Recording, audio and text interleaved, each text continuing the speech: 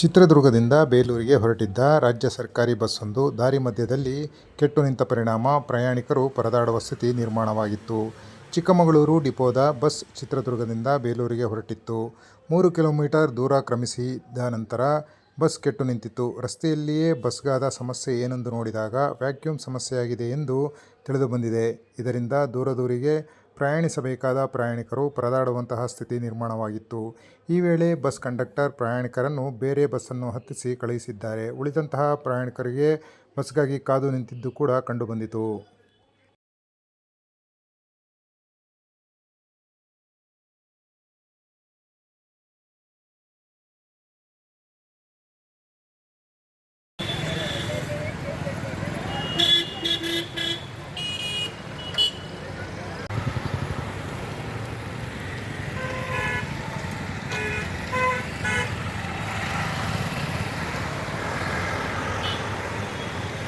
Ya, esta bala.